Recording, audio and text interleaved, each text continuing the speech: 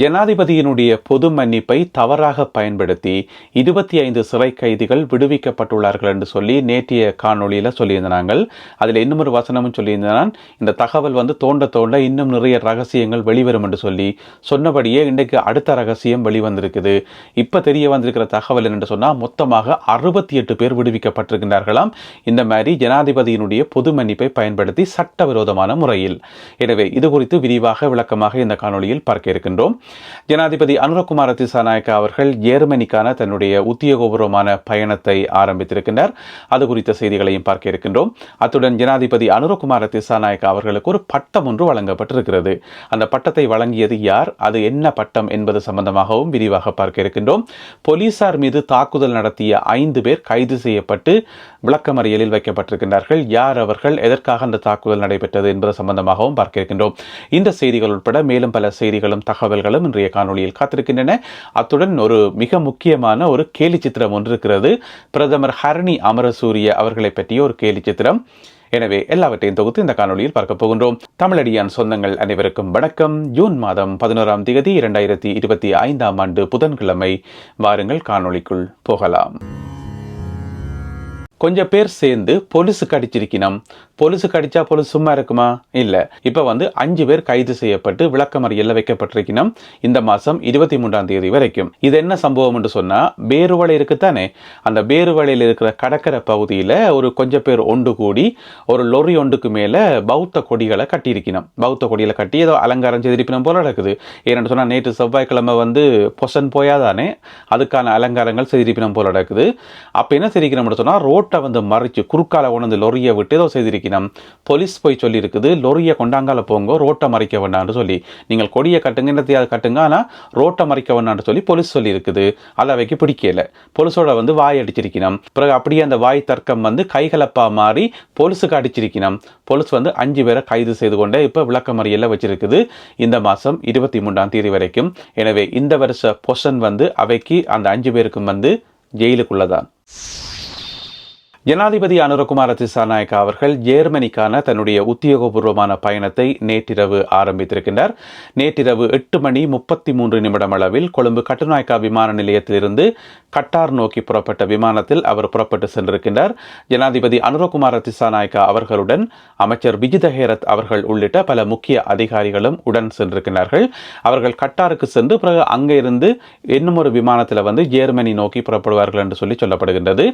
ஜெர்மனியினுடைய ஜனாதிபதி prank Walter ஸ்டெயின்மியர் அவருடைய அழைப்பின் பேரில் தான் ஜனாதிபதி அனுரகுமார திசாநாயக்க அவர்கள் ஜெர்மனிக்கான தன்னுடைய உத்தியோகபூர்வ பயணத்தை மேற்கொண்டு ஜெர்மனிக்கு வருகின்றார். இதுல ஒரு கேள்வி ஒன்று இருக்குது. இப்ப ஜெர்மனியை பொறுத்த வரைக்கும் ஜெர்மனியில ஜனாதிபதி பெரிய ஆள் இல்லை. நிறைய பேருக்கு ஜெர்மனியில ஒரு ஜனாதிபதி இருக்கிறதே தெரியாது. ஜெர்மனியில ஆட்சி தலைவர் யாருன்னு பார்த்தீங்கன்னு சொன்னா ஜெர்மனியினுடைய சான்சலர். அப்ப எந்த ஒரு வெளிநாட்டு தலைவர் வந்தாலும் ஜனாதிபதிமார் வந்தாலும் பெரும்பாலும் சான்சலர் தான் சந்திப்பினம் தானே.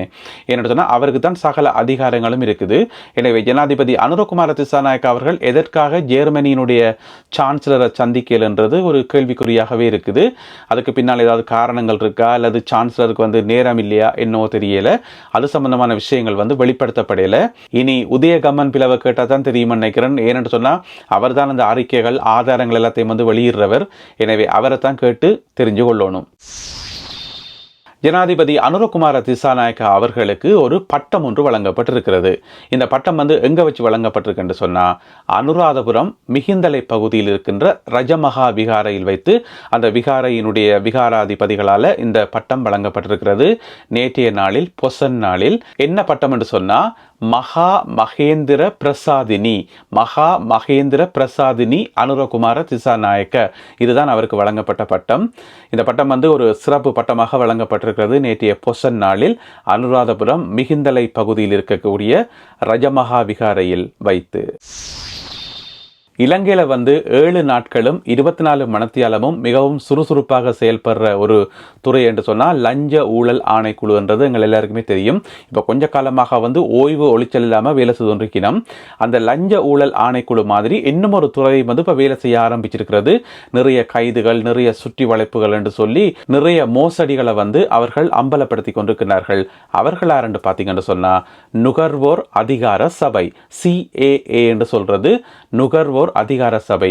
அவையிலும் வந்து பார்த்தீங்கன்னு சொன்னால் ஏட்டிக்கு போட்டியாக இப்போ எல்லா இடமும் சுற்றி வளைப்புகளும் கைதுகளும் என்று சொல்லி போய் கொண்டிருக்குது. இப்போ நேற்று முன்தினம் வந்த செய்திகளில் சொல்லப்பட்டிருந்தது என்னென்னு சொன்னால், இந்த தரமில்லாத கிரீமுகள், முகத்துக்கு பூசுகிற கிரீமுகள், சென்ட் வகைகள் இதெல்லாம் வந்து காலாவதியான பொருட்களை வந்து கைப்பற்றியிருக்கணும். அது மட்டும் இல்லாமல் made in England, made in Australia என்று சொல்லி பொய்யான ஒரு லேபிளை மொட்டி போட்டு இலங்கையில் இருக்கிற கன்சியூமர்ஸை வந்து ஏமாற்றி கொண்டிருந்த அந்த நிறுவனத்தை வந்து சுற்றி வளைச்சு பிடிச்சிருந்தவை. இப்போ இன்னும் ஒரு சம்பவம் ஒன்று செய்திருக்கணும் என்னென்னு சொன்னால், முறுக்கு கம்பிகள், அதாவது கட்டிட வேலைகளுக்கு பயன்படுத்தப்படுற அந்த முறுக்கு கம்பிகள் இருக்குது தானே, அது வந்து ஒரு இடத்துல ஒரு ஃபேக்ட்ரியில் வந்து தரமில்லாத முறையில் வந்து அறகுறையாக தயாரித்து போட்டு நீர்கொழும்பில் இருக்கக்கூடிய ஒரு களஞ்சிய சாலை வேர் ஹவுஸுக்கு வந்து கொண்டு போயிருக்கணும். என்னென்று பிடிபட வேண்டி வந்தேன்னு சொன்னால், இந்த லொரிகளில் கொண்டு போகிறது தானே முறுக்கு கம்பிகளை, அதை வந்து பகலில் வந்து டிரான்ஸ்போர்ட் பண்ணாமல் இரவில் தானே டிரான்ஸ்போர்ட் பண்ணுறவையாம். அப்போ அதை வந்து நோட் பண்ணிக்கணும், தொடர்ந்து கொஞ்சம் காலமாக நோட் பண்ணிக்கணும். அந்த லொரிகள் வந்து இரவில் மட்டும்தான் போகுது, பகலில் போகுதில்லை என்று சொல்லி. அப்போ எதுக்கு இரவில் கொண்டு போகணும்? அப்போ அதுக்குள்ள ஏதோ ஒரு கள்ளத்தனம் இருக்கிறபடி தான் இரவில் கொண்டு போகிறீங்க.